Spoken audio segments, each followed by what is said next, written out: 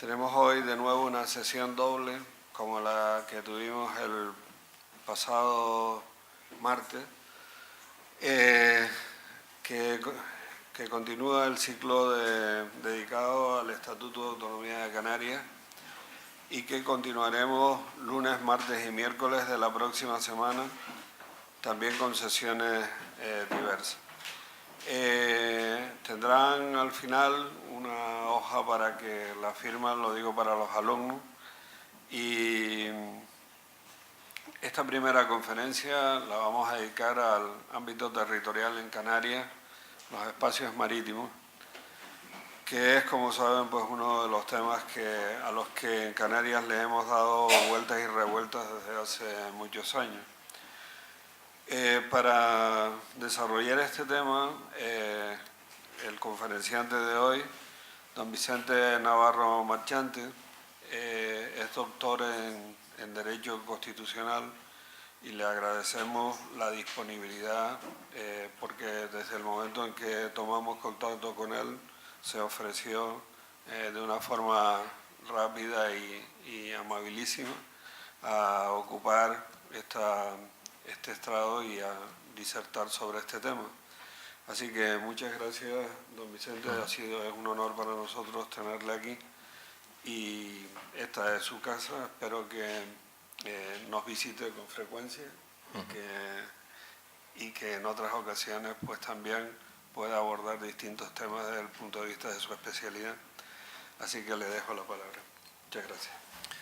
Muchas gracias. Buenas tardes a todos.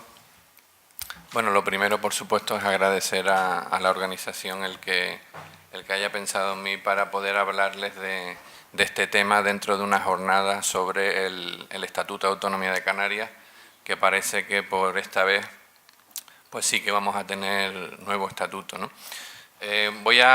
Aunque como todos saben, los temas jurídicos no se prestan mucho a cuestiones de gráficas y utilizar otro tipo de recursos, precisamente este sí, con lo cual, bueno, pues estoy especialmente contento por poder utilizarlo. El ámbito territorial, para definirlo en una comunidad autónoma, normalmente no da problemas y seguramente en cualquier otra comunidad no estaríamos hablando de una charla específica sobre esta cuestión si no es por el asunto del mar, que es lo que nos va a dar problemas para definir ese espacio, ¿no? Voy a pasar a la proyección y así lo vamos viendo.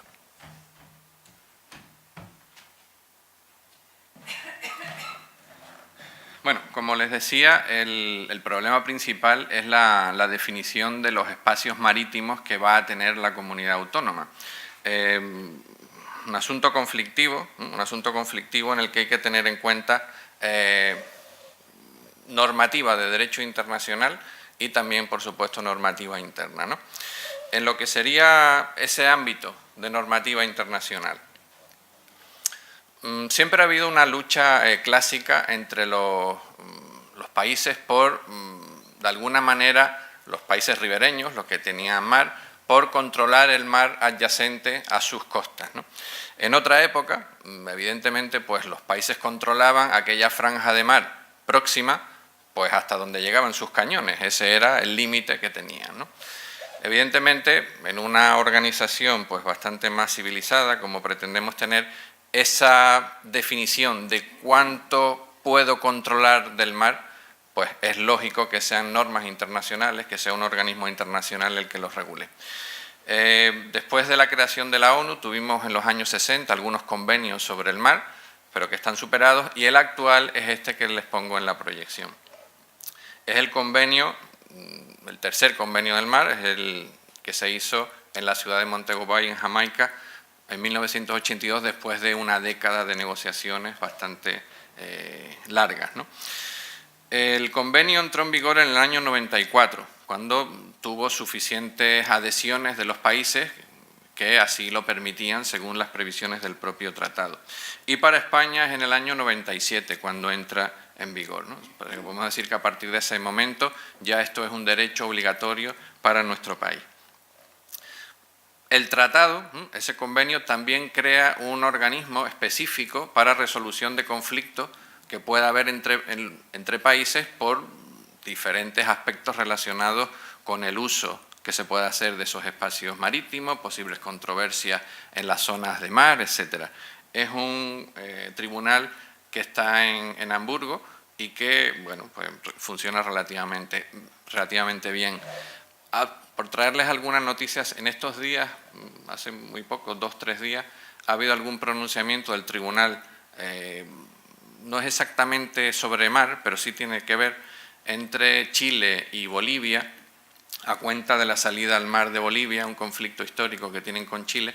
Bueno, ese es el de La Haya, pero otro conflicto que tenían con Perú sobre precisamente las zonas de franjas de mar, pues también se ha resuelto hace unos años, bueno, pues de una forma bastante más amistosa. Conflictos evidentemente internacionales sobre temas relacionados con mar y límites del mar y territorios marítimos hay muchos en el mundo que no vamos a repasar, ¿no? Fijamos entonces que la norma internacional va a ser este convenio de Montego Bay. ¿Y qué dice ese convenio? Ha tenido que uniformizar qué espacios marítimos se puede quedar el Estado ribereño de ese mar adyacente, ¿no? Y se diferencian una serie de franjas, ¿no? La primera de todos serían las aguas interiores, ¿no? Que serían esas aguas que quedan entre 2 puntos salientes de la costa que se unen con una línea recta. Es, por ejemplo, en una bahía, los 2 puntos salientes de una bahía, se traza una línea recta y el agua que queda dentro, a eso lo llamaríamos aguas interiores. Eso básicamente es como si fuera tierra, o sea, tiene un régimen jurídico en el que el Estado despliega la soberanía prácticamente con toda su intensidad, ¿no? Luego veremos en algún esquema, pues entiendo que esto sin los dibujos puede costar un poco, pero lo vamos a ver. La siguiente franja que podíamos ver es lo que se conoce como el mar territorial. Son las 12 primeras millas náuticas, que se cuentan a partir de tierra o a partir de la línea de las aguas interiores. En esa zona, en metros para nosotros nos da una cifra bastante más asequible, como ven, 22.222 metros, contadas desde la línea de bajamar o desde la línea, como les decía, de las aguas interiores. El Estado proyecta una soberanía con bastante intensidad, aunque con algunas limitaciones, como es permitir el tránsito pacífico de buques de otras banderas, pero se consideran, el lenguaje que utilizamos también en nuestro país, como una especie de aguas jurisdiccionales, ¿vale? En que el Estado despliega prácticamente toda su capacidad, con algunas limitaciones, como les digo. Aquí tendrían un esquema que puede clarificar un poco de lo que estamos hablando, ¿no? Ven la zona que está en negro o gris más oscuro, serían la zona de aguas interiores en Canarias. Como ven, unen puntos salientes de la costa. Bueno, si nos vamos al norte de Tenerife, pues desde la costa de Buenavista, un poco hasta lo que sería pues la costa del Sausal, más o menos. Ahí se traza una línea recta, lo que queda dentro serían aguas interiores. Y el mar territorial sería la zona que está en gris un poco más claro, que es contar 12 millas náuticas a partir o bien del punto de tierra saliente o bien de la línea recta de las aguas interiores. Como ven, en todas las islas tenemos algunas zonas de aguas interiores, salvo La Gomera, que claro, al no ser bastante redondita, no tener 2 puntos salientes, pues no se presta a hacer limitaciones con aguas interiores. Lanzarote y Fuerteventura quedan unidas porque al estar tan próximas y además haber algún islote en medio, se permite esto por la legislación internacional, y del resto pues ya lo ven un poco como está desplegado en el mapa. En el caso de La Gomera y Tenerife, pues ven que están unidas porque evidentemente entre La Gomera y Tenerife hay menos de 24 millas, con lo cual contadas 12 desde una isla y 12 desde la otra, pues se solapan, ¿correcto? Esas son las dos que hemos visto, ¿no? Aguas interiores y mar territorial. Hay más franjas que delimita el tratado internacional. La tercera sería la zona contigua. La zona contigua va desde las 12 millas del mar territorial, 12 más sería hasta 24 esta franja, zona contigua. ¿Qué caracteriza esta zona? Ya no son aguas jurisdiccionales, el Estado no despliega toda su soberanía, pero sí mantiene un cierto control sobre lo que ocurre en esa franja. Son controles para desplegar competencias sobre todo de tipo sanitario, fiscal, control aduanero, control de tipo de seguridad con determinados buques, registros que se pueden hacer, etcétera, pero no es exactamente mar territorial, ¿vale? De 12 a 24, la zona contigua. Hay otra muy interesante, probablemente una de las que más problemas suele dar, la zona económica exclusiva.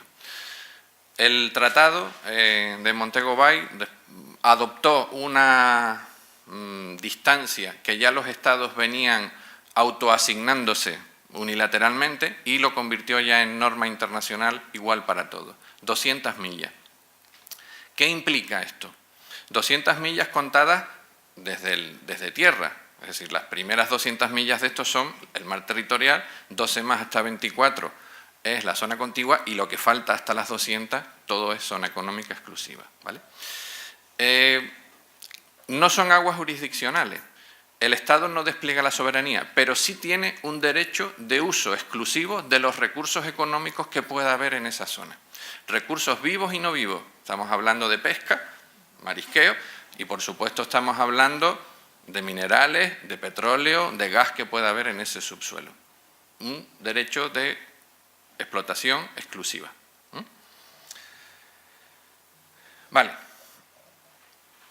Anteriormente al tratado, algunos países estaban utilizando recursos o queriendo apropiarse de una zona más allá de las 200 millas. El tratado pretendió ponerle límite. Ahora bien, sí admitió que en el caso de que los estados ya viniesen explotando esa zona o que geológicamente se pudiese hablar de una zona, de una plataforma continental que se prolongara más allá de las 200 millas, también podría prolongarse esa zona de explotación exclusiva un poquito más allá de las 200 millas.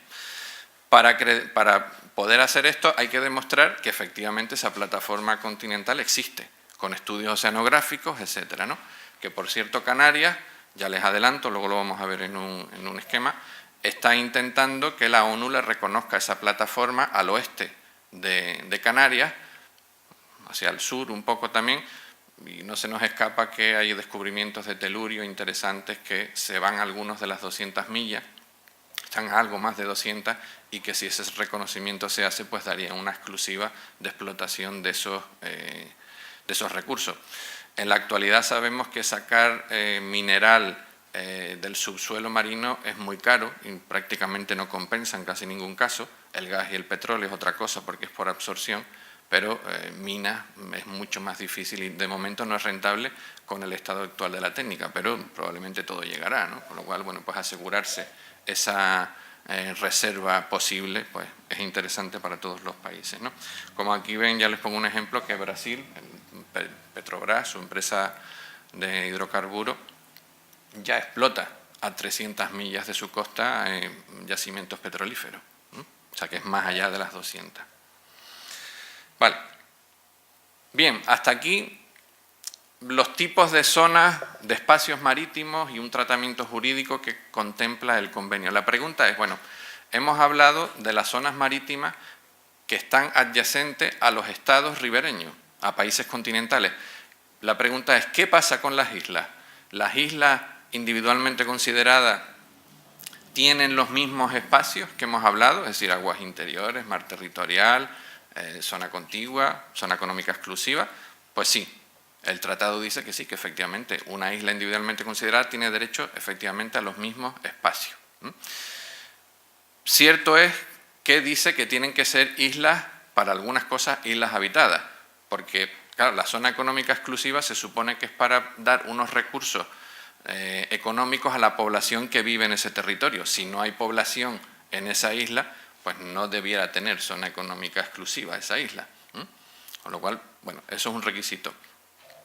Un dato que es importante para nosotros, especialmente, luego lo vamos a ver en un esquema, porque es uno de los contenciosos que tiene España, en particular por Canarias, con Portugal y el archipiélago de Madeira, es a cuenta de las islas salvajes, que como ustedes saben son de soberanía portuguesa y que están en medio.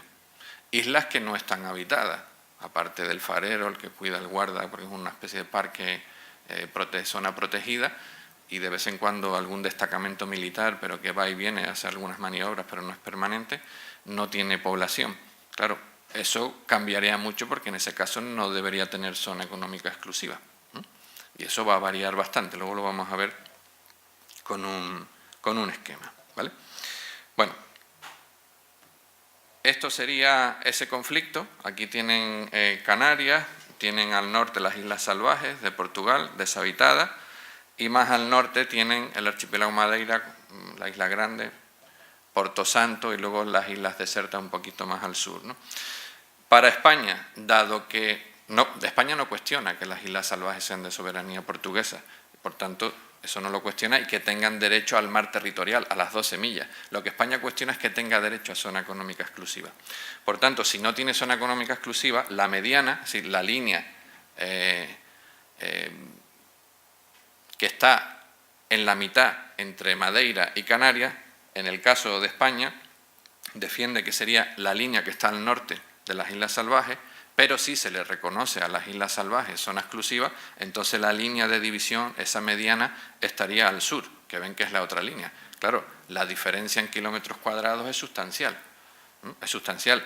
Es cierto que de momento parece que ahí no hay nada especialmente interesante, petróleo o gas, pudiera haberlo, y que no es una zona muy rica en pesca, pero de vez en cuando hemos tenido algún conflicto y Madeira ha apresado algún barco español, entendiendo que estaba faenando en aguas que no eran suyas. Pero en fin, no es un conflicto especialmente intenso, pero vamos, que sepan que no está resuelto del todo y desde luego no hemos llegado a un acuerdo con Portugal en ese tema.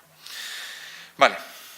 Vamos ahora al tema de los archipiélagos, que nos interesa especialmente. Bueno, las islas tienen derecho a esa zona. Bien, la pregunta es ahora, bueno, y cuando hablamos de un archipiélago, es decir, un conjunto de islas relativamente próximas, con unas determinadas características geológicas para poder considerarlas un archipiélago propio, ¿no?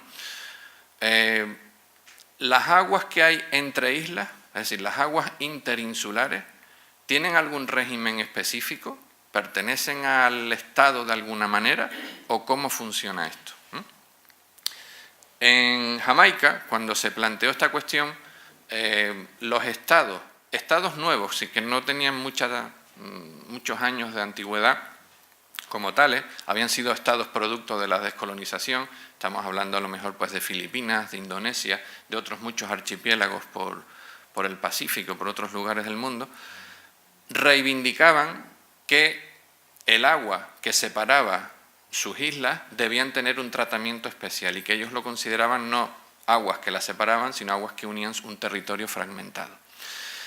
Las grandes potencias en el momento, Estados Unidos y la Unión Soviética, la URSS, no eran muy partidarios de reconocer limitaciones al mar en esas zonas porque eso podría obstaculizar el libre tránsito por esa zona, podrían establecerse zonas que no se permitiera el paso y no eran muy partidarios y por supuesto las potencias marítimas, Japón, Reino Unido, Corea, etcétera, tampoco eran partidarios de esto.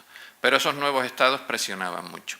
Al final se llegó a un punto de acuerdo, que es decir, bueno, vamos a reconocer que los archipiélagos puedan de alguna manera extender su soberanía en las aguas interinsulares, pero solo se le va a permitir a aquellos archipiélagos que son estados. Estados archipelágicos también los podemos llamar, es decir, estados que están compuestos exclusivamente por islas. Pero no le vamos a dar ese estatus, esa capacidad a los archipiélagos que pertenecen a un estado continental. Un ejemplo sencillo. Cabo Verde sí va a poder hacerlo, pero Canarias o Madeira no, porque pertenecen a un estado continental, ¿vale? Es decir, no se les da el mismo tratamiento a todos los archipiélagos, solo a los archipiélagos que constituyen un estado soberano propio. Ese fue el acuerdo que se llegó en el 82, probablemente bueno, pues supone una discriminación para los demás archipiélagos, pero así está recogido en el texto del tratado, ¿no? Que como les digo además está en vigor en nuestro país, lo suscribió y además es un tratado que no permite hacer excepciones, es decir, hay algunos tratados internacionales que el Estado puede suscribirlo y decir, bueno, yo respeto todo el tratado, pero este artículo en concreto no lo acepto, pongo una salvedad. El Tratado del Mar del 1982 no permite eso con ninguno de sus artículos, se acepta en bloque o no se acepta. Vale. ¿Qué implicaría eso? La delimitación de esas aguas archipelágicas, que como se ha llamado, pues es unir los puntos salientes de unas islas con las otras y formar un polígono. Aquí lo tienen en un archipiélago hipotético. ¿Cómo funcionaría eso? Ven esas 3 islas de ese archipiélago. En esta isla más grande que tenemos aquí en la parte inferior, ven lo que eran las aguas interiores, eso es otra cosa, es unir los 2 puntos salientes de la isla, ¿vale? Pero ahora se trata de unir una isla con otra, con una línea recta, los puntos más externos, y lo que queda en medio sería esas aguas archipelágicas. Ahí el Estado que puede hacer esto despliega su soberanía, incluso en la columna de aire y por supuesto con los recursos económicos que hay en sus aguas o en el subsuelo. Y a partir de ese polígono se cuentan las 12 millas de mar territorial y la zona económica exclusiva y la zona contigua también, ¿vale? Pero esas aguas en principio te las quedas, son aguas de alguna manera soberanas. Claro, estamos hablando de una ventaja sustancial, porque aunque los estados tienen que hacer algunas concesiones, por ejemplo, permitir el tránsito pacífico de buques extranjeros, etcétera, es verdad que el Estado también puede establecer limitaciones importantes, desviar los barcos por otra zona, establecer rutas, etcétera, con lo cual es una ventaja importante, ¿no? En el caso de Canarias, supondría hacer esto. Unir los puntos salientes de las islas con este polígono y a partir de los puntos de tierra de esos puntos de las islas o de la línea que está uniendo una isla con otra, empezaríamos a contar las 12 millas de mar territorial, 12 más de la zona contigua y luego la zona económica exclusiva, ¿vale? Pero no habría aguas internacionales entre las Islas Canarias, entre una isla y otra, porque lo que queda dentro serían aguas soberanas del Estado. ¿Vale? Esta es lo que tenemos ahora. Como islas de un Estado, esto es lo que se puede hacer, aguas interiores y mar territorial. Por supuesto, se despliega la zona económica exclusiva en todas direcciones también, ¿no? Pero hay aguas internacionales, hay aguas internacionales entre una isla y otra, entre unas islas y otras, ¿de acuerdo? Bueno, ¿se puede hacer algo con esto? ¿Qué ejemplos podemos ver? Bueno, Canarias no es el único archipiélago que existe en este mundo. ¿Qué pasa con los demás? ¿Qué problemas han tenido? Bueno, antes del convenio de Montego Bay de 1982, algunos estados unilateralmente decidieron trazar ese polígono de líneas rectas y unir las islas de su archipiélago y declarar las aguas internacionales, archipelágicas de forma unilateral, para estados que no eran archipiélagos, como por ejemplo las islas las islas Galápagos respecto a Ecuador. Lo hicieron de forma unilateral, con una declaración. Después del tratado, algún otro país también lo ha hecho, pero con una declaración unilateral. Eso significa que los demás estados no tendrían por qué respetarla. Es más, en algún caso, algún estado que lo ha hecho, ya constan quejas de otros estados cuestionando esa declaración unilateral. Ahora bien, no ha sido especialmente conflictivo, pero claro, tenemos que mirar qué casos son. Las Galápagos, una zona protegida, parque natural, todos lo conocemos. Las Svalbard en Noruega, casi en el casquete polar, muy fuera de rutas comerciales. No han planteado intensos problemas a otros países. Ahora bien, declarar esto en el caso de Canarias es sustancialmente diferente. ¿Por qué? Pues porque por Canarias sí que hay una zona de tráfico internacional de buques muy intensa. Muy intensa. Sabemos que en el Golfo de Guinea, ese petróleo, muchos barcos cogen el petróleo y lo llevan a las refinerías del norte de Europa. El tráfico es muy intenso, aparte del tráfico comercial y de mercancía que va hacia el sur de África. Estamos hablando de una zona de tráfico muy intenso. Si Canarias hiciera esto que estamos diciendo aquí, y por razones a lo mejor medioambientales o de otro tipo, pretende desviar el tráfico marítimo que en este momento está pasando a izquierda y a derecha de Gran Canaria, y quisiéramos desviarlo, los barcos que vienen del norte o del sur tendrían que desviarse para rodear el conjunto del archipiélago y seguir su ruta. Estamos hablando de perder a lo mejor un día de travesía, combustible, tiempo, retraso, estamos hablando de mucho dinero. Entonces, claro, las probabilidades de que haya quejas con esto son intensas. aparte de que probablemente vecinos con los que mantenemos algún tipo de conflicto, como puede ser conflictos de tipo territorial y de delimitación, como Marruecos o las islas portuguesas, pues también dirían algo. Quizá Madeira se apuntaría al carro porque también le interesa, pero desde luego con Marruecos estaría bastante clara que habría una oposición también, aparte, como les digo, de todas las banderas de los buques estos que están pasando constantemente por el archipiélago, ¿no? Dice, bueno, ¿algún Estado y europeo lo ha hecho? Bueno, Portugal lo ha hecho relativamente con alguna de sus islas. Miren, estas son las Azores. Pero en Azores no se ha hecho un polígono de líneas rectas uniendo todo el archipiélago.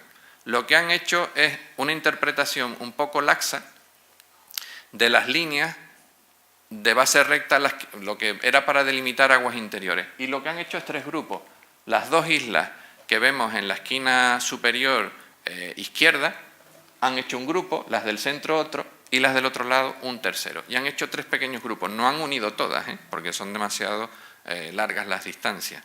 Y en el caso de Madeira, pues también, que lo vemos en este caso, allí está metido en lo que sería el continente, Madeira queda unida con la isla deserta, no con Porto Santo, ¿vale? O sea que ha hecho algunos pequeños grupitos, pero no son aguas archipielásicas. Ellos lo han entendido como que es una forma parecida a lo que ha hecho Lanzarote y Fuerteventura. ¿Se acuerdan que habían quedado unidas, pero no por aguas archipelágicas, sino por aguas interiores, ¿no? Eso es lo que han hecho en el caso portugués.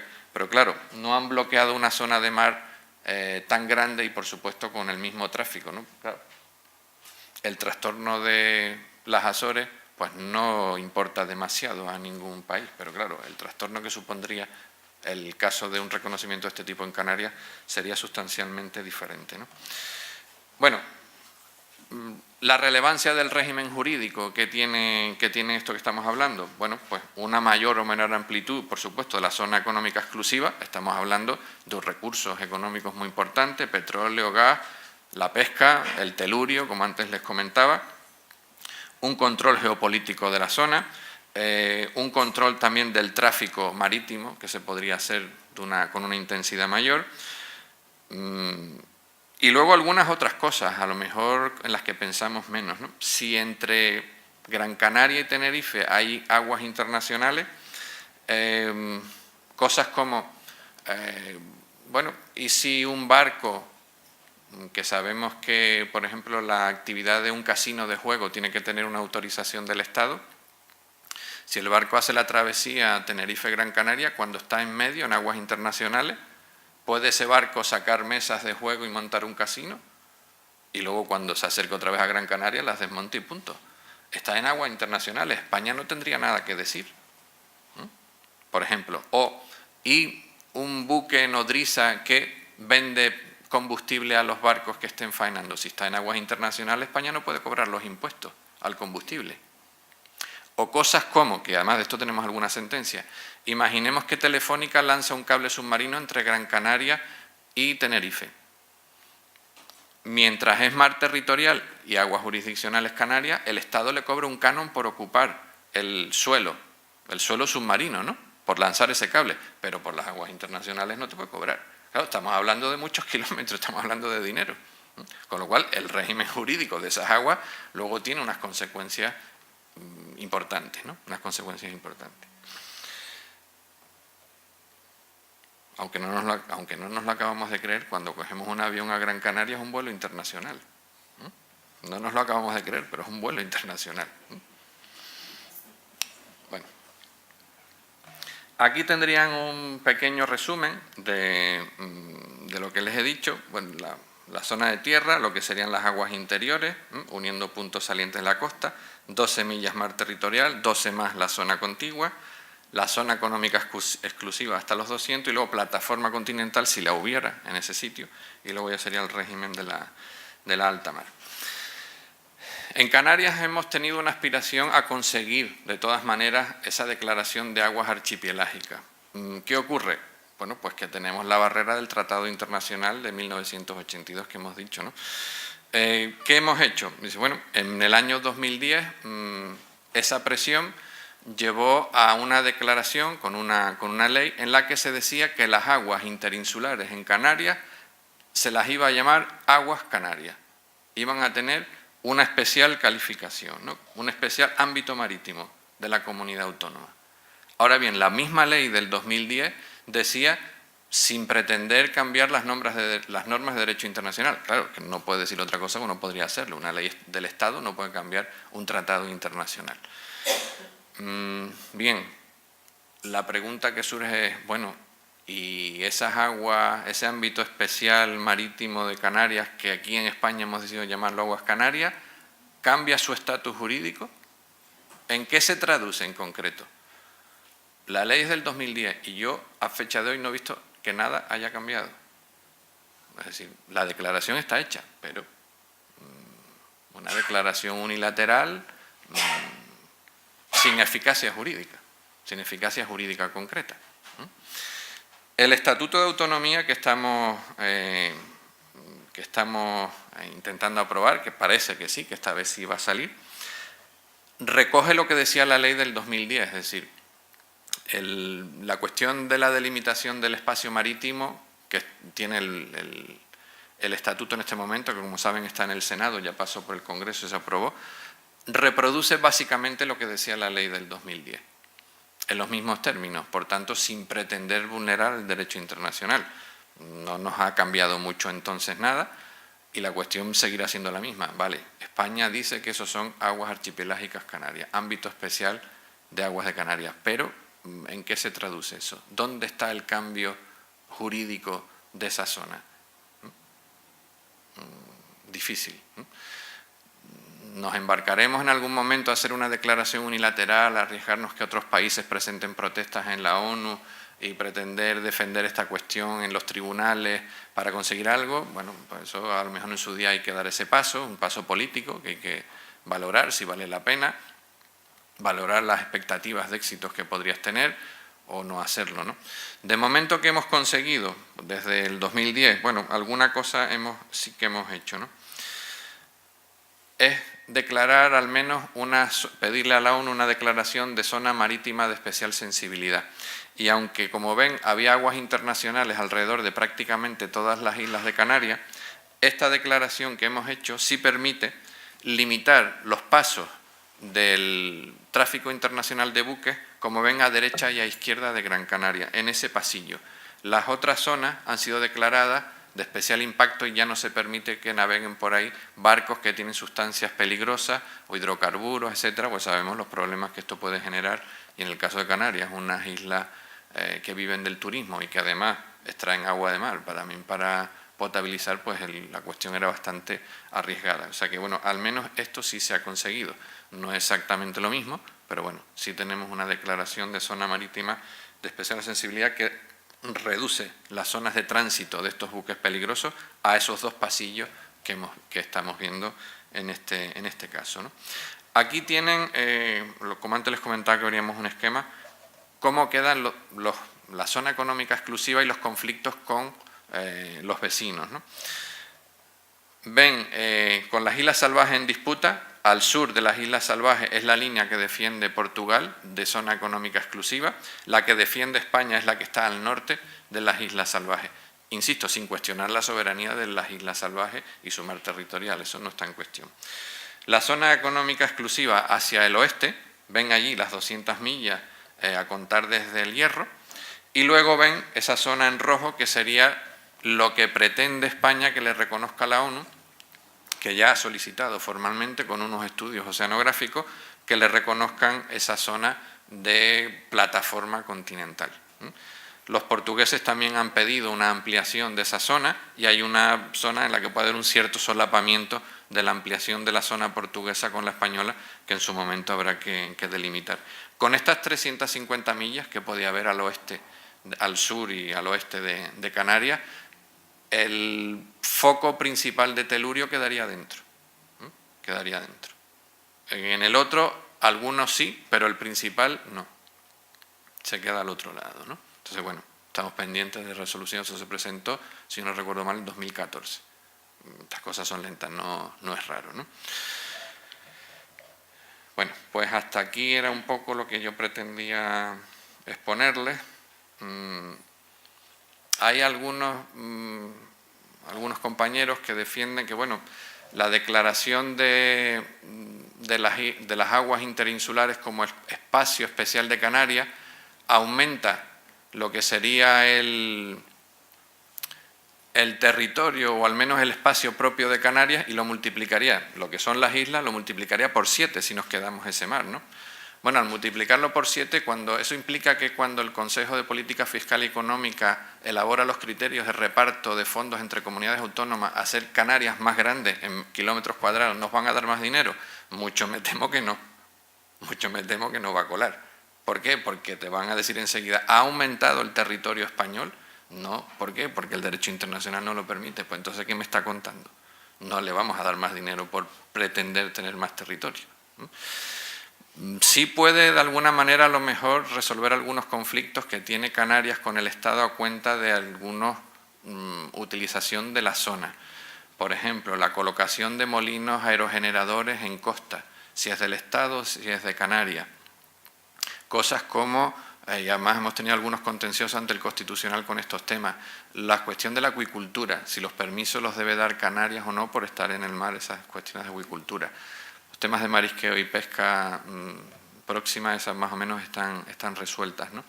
Algunos contenciosos hemos tenido con eso, y por supuesto uno de los más intensos fue el de las licencias de las prospecciones petrolíferas cerca de Fuerteventura y cerca de la mediana con Marruecos, ¿no? Que, como saben, es competencia del Estado esa declaración. Bueno, a lo mejor algún juego podemos ver por ahí, pero insisto, el estatuto probablemente se va a acabar aprobando en los términos en que está, pero ojo, ya eso lo teníamos desde 2010, desde la ley de 2010, y no hemos visto cambios importantes. Quizá falta algo de desarrollo. Bueno, pues nada más por mi parte y gracias por la atención.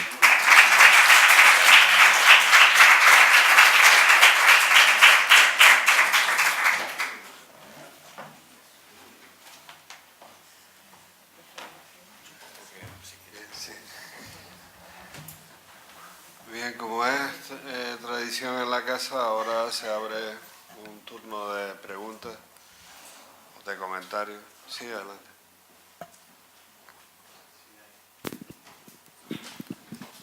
Buenas tardes, profesor. Felicitarle por la brillante exposición. Me gustaría preguntarle acerca de si con la declaración de la isla de la Graciosa como la octava isla en este nuevo estatuto de autonomía, ¿tiene alguna repercusión la zona económica exclusiva a la que usted hacía referencia respecto a la proyección sobre el mar? En principio no, porque la isla de la Graciosa queda comprendida dentro de lo que es esa unión que se hizo entre Lanzarote y Fuerteventura, ya uniéndolo, y queda dentro de esas aguas interiores, con lo cual no supone prolongar más ni el mar territorial ni la zona exclusiva. No tiene efectos ahí porque queda integrada, ¿no? Ya estaba dentro. A efectos jurídicos, bueno, se la va a poner efectivamente como isla, no al mismo nivel de las otras islas, porque evidentemente no tiene la misma administración insular, ni mucho menos. Bueno, ni siquiera es un ayuntamiento propio, ¿no? Pertenece a Teguise, y eso en principio no va a cambiar tampoco, ¿no? Bueno, una especie de reconocimiento formal, pero jurídico no tiene demasiados efectos.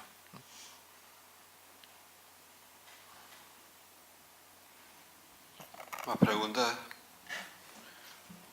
¿Don José Carlos?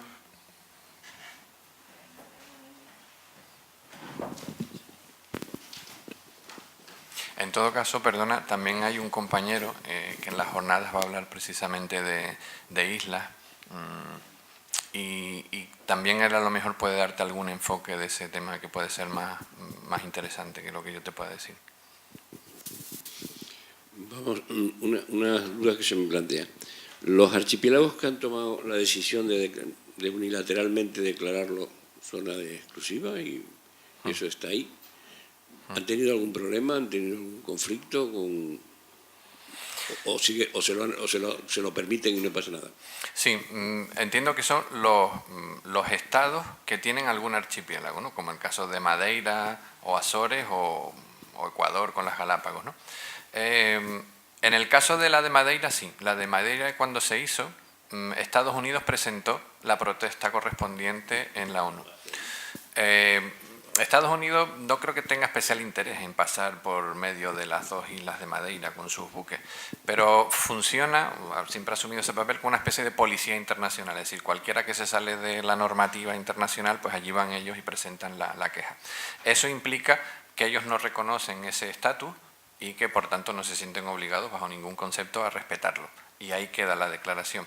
Los otros estados hacen la declaración unilateral y bueno, mientras nadie proteste y nadie diga nada, pues bueno, se queda ahí. Si hay algún conflicto, pues ya se verá cuando se plantee.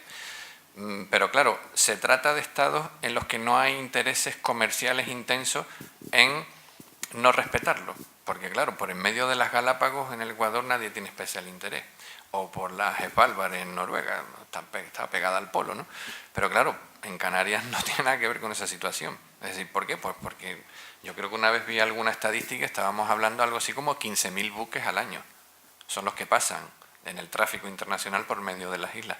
Claro, estamos hablando de muchos buques y con un movimiento económico mercantil importante y luego lo que es el tráfico de petróleo, ¿no? De petróleo hacia el norte de Europa. Ese petróleo de Nigeria y de Guinea pasa por Canarias, va a las refinerías del norte. Y otra pregunta, eso se trata de identificar siempre con alguna reivindicación territorial. Yo creo que el primer interesado en ese tema sería el Estado, ¿no? Sí, lo que pasa es que el Estado, claro, está sometido a las normas de derecho internacional. Embarcarse en una declaración unilateral a sabiendas de que te está saltando el tratado que has firmado, pues hombre, eso te crea un conflicto internacional de primer orden. Sobre todo porque sabes que como vayas a la vía judicial, las probabilidades de ganarlo no son muy altas. Entonces, sospecho que por eso no se ha hecho. De hecho, los partidos políticos en España, bien cuando gobernaba el PSOE, bien cuando gobernaba el PP, cuando estaban en el gobierno siempre eran reticentes a esta declaración. Cuando estaban en el gobierno, cuando estaban en la oposición relajaban un poco su posición política, ¿no? Cuando estaban en el gobierno no. Finalmente en el 2010 se aprobó, es verdad que hubo un pacto político y se aprobó, ¿no? Por una presión de Coalición Canaria y el PSOE, ¿no? Pero se dejó muy claro en la ley que no se quería alterar el derecho internacional. Claro, si tú ya dices eso, entonces pues la declaración se te queda en papel mojado. ¿Hacemos un referéndum? No, es que estaba viendo lo que comenté al conferenciante antes de entrar, el problema que hay en la Isla del Hierro con la creación de un parque nacional marino, que sería el primer parque nacional marino que habría en España. Y claro, me he estado fijando y hay una parte pequeña del parque, pero pequeña, estaría en las aguas interiores y la mayor parte del parque serían aguas territoriales, es decir, que son competencias claramente del Estado. En este momento el conflicto no con el exterior, sino el conflicto entre el Estado y la comunidad autónoma, fundamentalmente, bueno, la comunidad autónoma es la Isla del Hierro, pero fundamentalmente la comunidad autónoma, que el Estado reivindica su competencia para el parque y la comunidad autónoma pues quiere también tener voz, voto y de todo en ese parque, al menos cogestión. El Estado no está por la labor de una cogestión en el parque y la comunidad autónoma y la Isla del Hierro pues de momento no está por la labor de aceptar y hay un conflicto importante. Ayer vi en televisión que parece que van a hacer incluso un pequeño referéndum en la isla. Pero es una pena porque el parque es una zona fantástica donde el Parque Nacional Marino sería muy bienvenido y son las administraciones no se ponen de acuerdo, sobre todo por un poco no querer ceder competencias el Estado, que no sería cederlos tampoco por una cogestión o un acuerdo, pero que me fijé ahora, digo, está claro que son aguas territoriales. Sí, los parques nacionales, bueno, ya en su momento fueron un foco de conflicto, ¿no? Entre si el Estado, por ser nacionales, el Estado se ha quedado la exclusiva de su gestión o al final ha acabado teniendo que cederla a otras administraciones. El de Cabrera, si yo no recuerdo mal, pero creo que eso es marítimo terrestre, es las dos cosas. El del Hierro sería el primero exclusivamente marítimo, ¿no? Es efectivamente, pero vamos, no tiene conflicto, entiendo, de mar territorial, salvo que pretenda irse más allá de las 12 millas, que no creo que sea el caso. Entonces, bueno, un problema interno entre administraciones propias, ¿no? Que claro, ahí pues son los típicos conflictos con estos temas. Pues el Hierro está planteando también que sea marítimo-terrestre.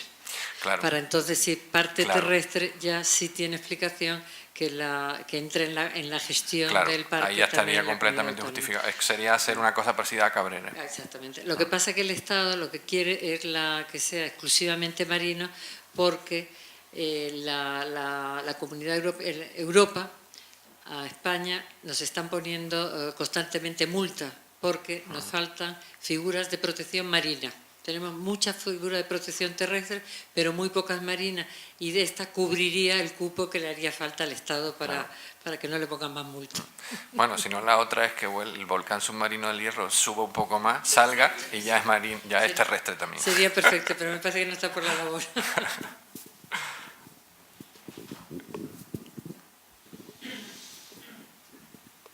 ¿Nuevas preguntas?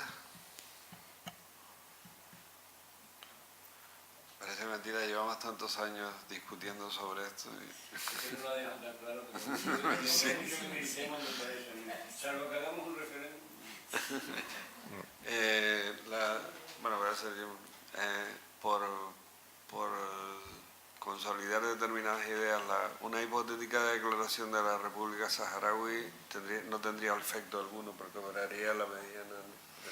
Sí, en principio, para lo que es la zona, el Banco Pesquero Sahariano, ¿no?, que es una de las zonas que más nos preocupa, no tendría especiales efectos porque, bueno, pues ya, aunque no tenemos firmado el acuerdo de la mediana con Marruecos, de facto lo estamos utilizando. Ya las licencias que se dieron de prospecciones se daban de la mediana para el territorio español y Marruecos ha dado sus licencias en su zona. O sea que, de facto, las estamos respetando. El hecho de que el Sahara se convierta en un Estado no cambiaría porque de momento Marruecos está asumiendo la misma posición, o sea que respecto a Canarias no variaría. Por supuesto, internamente sí tiene un cambio importante, pero vamos, respecto a España y Canarias no supone un cambio. Porque creo recordar que el Frente Polisario de la República Saharaui vendieron las licencias de prospección en Londres en un momento determinado, de prospecciones, no sé qué pasó con eso. No, quería decir que en un momento determinado se publicó al menos en los periódicos, no sé si era cierto o no y si se materializó o no la venta, pero el Frente Polisario vendió en Londres los derechos de prospección en las aguas. No sé si eso prosperó, se materializó o era un... Claro, bueno, ahí tenemos un problema de derecho internacional más que conocido, ¿no?, que es el estatus político de la República Árabe Saharaui Democrática, que no está reconocida del todo, la OEA sí, algunos países, pero oficialmente del todo no. Marruecos de alguna manera tiene esa tutela, bueno, la responsabilidad española, mala descolonización, en fin, de ese tema que vamos a decir que no sepamos ya, ¿no? ¿Alguna opinión más? Pues muy bien, terminamos aquí.